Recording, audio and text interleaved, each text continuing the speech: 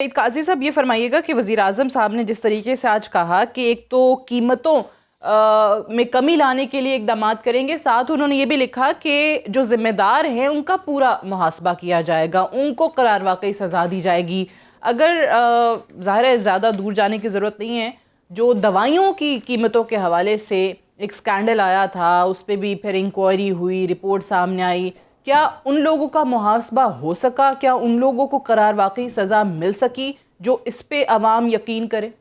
देखिए, पहले तो मैं आपको बता दूं, वहाँ पे एक शेख अख्तर हुसैन साहब का केस था, वो मैंने खुद फॉलो किया है। वो अभी तक वहीं बैठे हुए हैं, उनकी डिग्री बताया गया था जाली है। आमिर कियानी साहब चले हो गए, जो नए वजीर आए हैं, ये उनके बारे में भी कहा जाता है कि उन्हीं के आदमी हैं। इस पे प्रोग्राम में मैं आपको बता दूंगा। मैं एक और बात करना चाहता हूँ, यहाँ पर ये बार बार कहा जा रहा है कि बड़े अच्छे लोग हम लेके आए। अरे भाई, बुरे निज़ाम में अच्छे लोग नहीं होते। एक बात, असल मसले को पकड़ते हैं। यही पीपल्स पार्टी थी 1970s में जिसने ये कानून बना ये आइन बनाया था। यहां स्टील मिल लगाई थी। जुल्फकार अली भुट्टो ने शुगर माफिया के साथ क्या किया था? मसला यह है कि हमारी पॉलिटिकल एलीट और सिविलियन एस्टेब्लिशमेंट ने अपने हथियार डाल दिए हैं इस सरमाए की यलगार के। मैं नाम नहीं लेना चाहता किसी का, ना जाने क्या पॉलिसी हो आपकी। हर पार्टी के पीछे सरपरस्त आला एक ही टाइकून क्यों नजर आता है? मुझे बताएं। हमारी पॉलिटिकल हमारा दुख ये नहीं है, हम ज़ियाउल हक से लड़े थे, आइंदा भी मार्शल लॉ से लड़ेंगे। लेकिन बात यह है कि हमारे लीडरों ने जो हमारे लीडर आइन बना सकते हैं, इनके पास है ताकत। इन्होंने सरमाए के आगे घुटने टेक दिए। इन्होंने नजरियात को अपनी पार्टियों से जलावतन कर दिया है। इस वजह से हमारे बच्चे कुचले जा रहे हैं।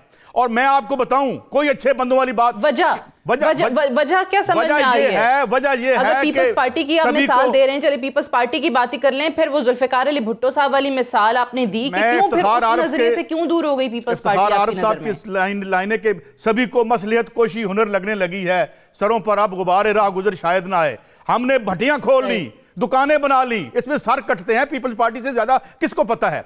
तो फिर हम जब आफियत कर ली हमने, तो फिर ना हम लीडर रहे। हम बुनियादी तौर पर लीडरों के बेस में दुकानदार हैं या कुछ और हैं, हम लीडर नहीं रहे। यही वजह है कि दुख ये है कि ये तीसरा दौर है। काश कुछ होता और हम जो है यहाँ पे एक जमहूरी रवायात और माशी इंसाफ कर सकते, मगर इस दौर में आके हमने देखा कि दौलत का इर्तकाज और बढ़ा, अवाम और बेकसर मजबूर हुए, और चंद लोग और जो पहले 22 खानदान थे अब 2200 हो गए होंगे, उनके हाथ में इन्होंने हमारी किस्मत दे दी है। ना दवाई है, ना रोटी है, ना रोजगार है। इमरान खान किससे लड़ेगा और क्या कर लेगा? जिनकी डोनेशन पे पार्टियां चलती हैं, काम उनके होते हैं। इसलिए एक बड़ी लड़ाई की जरूरत है, जो मुझे मुनस्से शऊद पे कोई लीडर नजर नहीं आ रहा। सब जो है वो इसमें एक है। I am sorry to say that. Saeed Kazi साहब तो बिल्कुल ऑप्टिमिस्टिक नहीं है इस मामले में, लेकिन बात वो तल्ख हकीकत ही बयान कर रहे हैं यहाँ पे कि वो उसी सरमायादार तबके के आगे फिर इमरान खान साहब ने भी अपने हथियार डाल दिए। वो कैसे लड़ाई करेंगे? नहीं, अभी तो लड़ाई शुरू हुई है जी। हथियार लड़ाई शुरू हुई है। एब्सोल्युटली जी, मैंने तो कहा है ना। अभी देखें, ये बार बार जो एक बात हो रही है कि जी ये 1.5 साल बाद उनको ख्याल आया। भाई, शुरू के वक्त में तो आके आप प्राइम मिनिस्टर से मिलें, उनसे सुने वो जो उनको अपना अंदाजा हुआ कि किस किस, ठीक है, अंदाजा था पहले भी कि मईशत कितनी मुश्किल में थी, लेकिन जो जाहिर है कि इतनी ज्यादा मालूमात आपको जो मिलती हैं, जो हुकूमत में आने के बाद पता लगता है।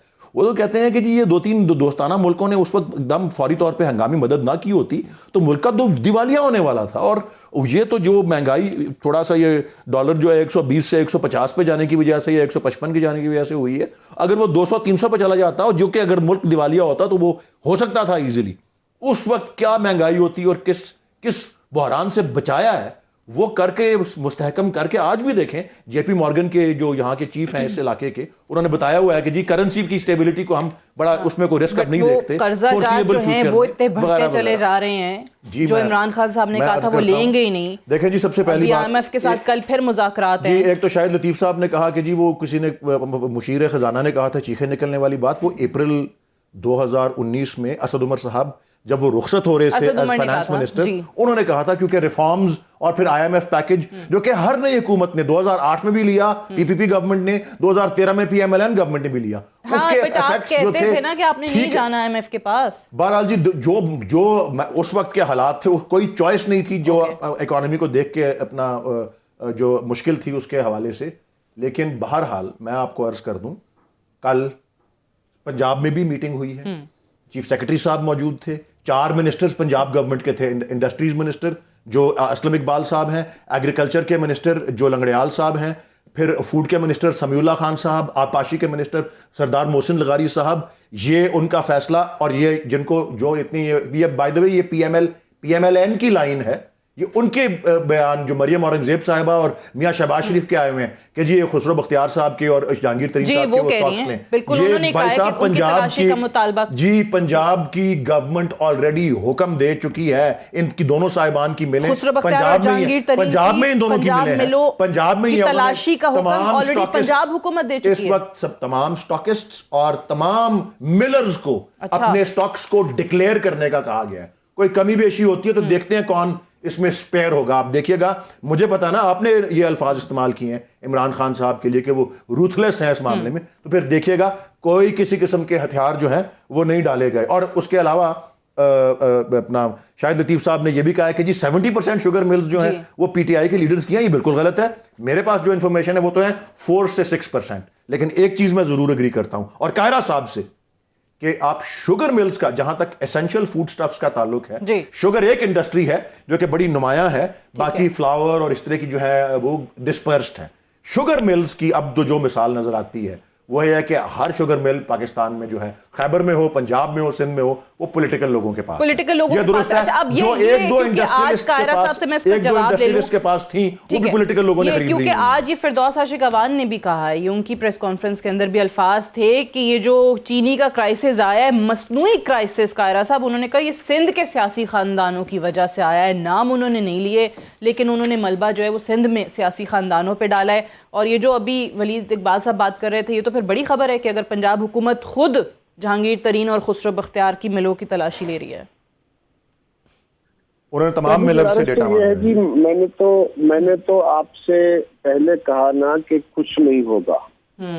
दूसरी गुजारिश ये है कि जब अपने ऊपर बात आएगी तो नेचुरली आप किसी और के ऊपर डाल के अपनी जान छुड़ाने की कोशिश करेंगे ना। सिंध में एक प्रॉब्लम जरूर है कि सिंध के एक खानदान की शुगर मिले थी, उनके लोग इस वक्त भी वो सारा खानदान अरेस्ट है, वो नैब की कस्टडी में है, उनकी मिलें बंद हैं। मुझे एग्जैक्टली नहीं पता कितना नंबर है उन मिलों का, और उन मिलों के बंद होने से वहाँ के किसान भी बड़े प्रेशर में है और वहाँ की प्रोडक्शन भी नेचुरली नहीं आएगी। तो वो एक वजह तो हो सकती है जो डिमांड साइड की है। बट सवाल ये है, यहाँ तो मिलें क्रशिंग सीजन शुरू नहीं कर रही थी। यहाँ की मिलें तो बुनियादी तौर पे ये काम करने को तैयार नहीं थी कि वो जो जमींदार से गन्ना उठाएं और गन्ना उठा के उससे अपनी टाइम पे क्रशिंग शुरू करें। ये एक और क्राइसिस था, ये गवर्नमेंट की अपनी नेग्लिजेंस थी और गवर्नमेंट का अपना फेलियर था। और दूसरी गुजारिश ये है कि जो अल्लाह करे गवर्नमेंट इसमें कोई कामयाब हो पाए। मैं तो ये गुजारिश कर रहा हूँ कि कार्टल्स वाकई बहुत बड़े बन गए हैं, लेकिन मैं जिस कार्टल से पूछना चाहता हूँ वो तो देखो ना, ये है मुआशी इशू जी। आपके चीजों के शाह के रेट बढ़ा दिए, आपस में बैठ के मिलों ने रेट तय कर लिए और एरियाज बांट लिए, फला एरिया से आपकी कैचमेंट हो जाएगी। लेकिन ये इकोनॉमिक इश्यूज के अलावा जो बुनियादी तौर पे खान साहब कह रहे हैं कि मुझे हुकूमत नहीं करने दी जा रही, उसमें इन कार्टल्स का तो कोई रोल नहीं है। ये तो चले चीनी के रेट बढ़ा लिए, तेल के आटे के रेट बढ़ा लिए। जहाँ गवर्नेंस का ताल्लुक है, हुकूमत चलाने का ताल्लुक है, वो कौन सा कार्टल है जो उनको नहीं करने दे रहा काम, या उनकी गवर्नेंस में रुकावट बन रहा है? वो तो खान साहब खुद बताए तो सही ना कौम को। और दूसरी तीसरी गुजारिश ये है सादिया जी कि ये जो पंजाब के अंदर ये मीटिंग हुई है, क्या हमारी हुकूमत जो प्राइवेट सेक्टर का कंट्रोल है मिलो जो मार्केट के ऊपर, उसके अंदर कितना पेनिट्रेट कर लेगी, कितना ज्यादा उसका बेहतर मैकेनिज्म बना लेगी? इस वक्त अशिया के रेट इन जनरल भी बढ़े हुए हैं और मैं आपको तसल्ली से कह रहा हूँ अल्लाह करे ये कर पाए, लेकिन माजी में भी इसकी मिसाल नहीं है। मार्केट के अंदर मुकम्मल तौर पे आपकी राष्ट्रीय मशीनरी में ना ये इस्तेदाद है, ना ये शफाफियत है, ना ये कैपेसिटी है, और वो उसका हिस्सा होते हैं, वो प्रॉब्लम का हिस्सा है, वो सोल्यूशन का हिस्सा नहीं है अनफॉर्चुनेटली। और होर्डिंग जो है वो सभी तरफ होती है। लेकिन मेरा सवाल ये है सादिया कि एक तरफ रियासत मुख्तलिफ सेक्टर से डिसइन्वेस्ट कर रही है, कि जी रियासत का काम कारोबार करना नहीं है, और दूसरी तरफ रियासती इदारे अपने कारोबार कर रहे हैं और नए कारोबार कर रहे हैं, तो क्यों ऐसा हो रहा है? क्यों हो हम रहा है? इस ड्युअलिटी में क्यों आए हुए हैं? ठीक। चौथी गुजारिश, आखिरी जी, गुजारिश ये है कि गवर्नमेंट ज्यादा से ज्यादा लोगों को रिलीफ देने के लिए जो मार्केट में काम कर सकती है वो ये है कि वो यूटिलिटीज को सस्ता करे, वो सब्सिडियां दे दे, या वो टैक्स में कमी कर दे। ना ये टैक्स कम कर सकते हैं कि इनका रेवेन्यू ऑलरेडी 1 ट्रिलियन के करीब शॉर्ट है, ना ये सब्सिडियां दे सकते हैं कि IMF इनको इसकी इजाजत नहीं दे रहे और खुद ये प्रोविजन कर बैठे हुए हैं, फंसे हुए हैं। और तीसरी गुजारिश ये है कि सस्ती बिजली, सस्ता तेल ये कहां से देंगे? उसके अलावा चीजों के रेट कम करने का और क्या, और इसी तरह जो डिस्काउंट रेट है यानी इंटरेस्ट रेट ऑन फाइनेंसेस जो है वो कैसे कम करेंगे? ये इनके लिए मुमकिन नहीं है। बैंकिंग इंडस्ट्री में भी प्राइवेट सेक्टर है, इंश्योरेंस कंपनी में भी प्राइवेट सेक्टर के साथ पब्लिक सेक्टर है। तो यानी जो आपने आगाज में कहा था कि इनके लिए मुमकिन नहीं हो पाएगा, मैं शाहिद लतीफ साहब इसी चीज पे, क्योंकि कायरा साहब ने बड़ी 3-4 बुनियादी बातें भी की हैं कि जो प्राइवेट शुगर मिल्स मालिकान हैं उनकी जो मार्केट में अप्रोच है वहाँ हुकूमत किस हद तक पेनिट्रेट कर सकेगी, वो भी बड़ा अहम सवाल है। फिर रियासती इदारों के हवाले से जो उन्होंने कहा है, मैं चाहूँगी उस पर ज़रूर रिस्पॉन्ड करें कि उनके भी आपको नजर आ रहे हैं कारोबार। शुगर मिलों की जो इस्तेदाद है वो पाकिस्तान एक स्टडी थी कि शायद 36% या 32% या 36% उनका है, उनका शेयर। ठीक है, 36% उनका शेयर है। शाहिद लतीफ साहब देखें, बात यह है कि वली साहब ने 2-3 बातें चूँकि की, मेरा नाम भी लेकर की, तो मैं जवाबन अर्ज़ करना चाहूँगा कि हर चीज़ को ये बड़ा आसान है कि पिछली हुकूमतों पर डाल दें, जैसे अभी भी ये बात कर रहे थे। और हर डिस्कशन में ये बात होती है कि मुल्क का तो दिवालिया निकल रहा था तो डॉलर तो पता नहीं 300 पे चले जाना था, बड़ा क्रेडिट लेते हैं कि हमने उसको 150 पे 160 पे रोक लिया। अरे भाई, ये जो मज़ीद जो कहत अभी आपने मुल्क पे लागू किया है इसका ताल्लुक डॉलर से नहीं है। हम लोगों को बेवकूफ़ ना बनाएं। ये जो सरमायाकारी आपने जिसकी कोशिश की, ये जो माफिया जिसके आगे, अच्छा ये जो बात है ना कि इमरान खान खुद हथियार डाल गए हैं, ये तो उनके अल्फाज हैं कि माफिया बड़ा स्ट्रांग है। ये जाहिर ये करता है कि उनकी चल नहीं रही, वो उनको काबू नहीं कर पा रहे। इसका क्या मतलब है? अच्छा, और फिर आप ये कहें कि जनाब हमने हथियार अब तेज कर क्योंकि कायरा साहब ने ये सवाल उठाया कि भाई ये जो कार्टेल्स हैं, ये जिसको आप शुगर माफिया कह लें, आटे का माफिया कह लें, जो भी कह लें, वो एक तरफ है। उन्होंने कहा ये उस मुनज़्ज़म माफिया की डेफिनेशन में, उस कैटेगरी में नहीं आता जिसकी तरफ इमरान खान साहब इशारा कर रहे हैं। तो वो कौन सा माफिया है जिसके बारे में खान साहब कहते हैं कि उनको नहीं हुकूमत करने दे रहा? देखें जी, बात यह है कि माफियाज तो हर तरह के हैं। क्या हुकूमत के पास वसाइल नहीं हैं इनको काबू करने के? आप हुकूमत, मैं तो शुरू में कह चुका कि आपको तब्दीली के लिए लोगों ने ये इतने वोट दिए, बड़ा रोना रोया और बहुत हमने करप्शन और बहुत चोर और डाकुओं की बात की। हम उसमें भी आपका साथ देते हैं और देंगे कि चोरी और डाका जो है वो गलत है। मगर जो आपके इर्द गिर्द इस माफिया का हिस्सा बने हुए लोग कर रहे हैं, जो हुकूमत को नहीं चलने दे रहे, ये आप हमसे चाहते हैं कि हम उनके पास पहुंचें, उनसे दरखास्त करें? ये हुकूमत का नहीं तो किसका काम है? ये हुकूमत पकड़े ना। इसमें बिल्कुल प्राइवेट माफिया का भी हाथ है। और जो हुकूमत में आपके साथ बैठे हैं वो अपनी पोजीशन को इस्तेमाल करते हुए इस माफिया का हिस्सा बने हुए हैं और वो हर हुकूमत का हिस्सा रहे। इसी को मैं कॉन्फ्लिक्ट ऑफ इंटरेस्ट कहता हूँ। तो मकसद ये है कि ये जो भी माफियाज इसमें इन्वॉल्व हैं, और खुदारा कौम को इस तरह हम गलत फहमी में ना उसका शिकार करें। ये जो कौम पे कहत आपने डाला है, ये खाने पीने की चीज़ों का, आटे का, चीनी का, और जो आपने टैक्स के नाम पर लोगों की रीढ़ की हड्डी तोड़ दी है। आप कहते थे वो 8,000 बिलियन जो है टैक्स इकट्ठा होगा और न जाने कौन कौन से सब्ज बाग दिखाते रहे और उससे मुल्क चलेगा।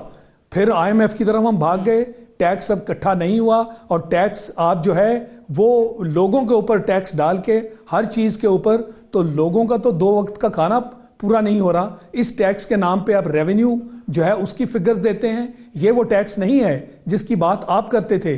आप टैक्स लें उन लोगों से जो फाइलर ही नहीं है,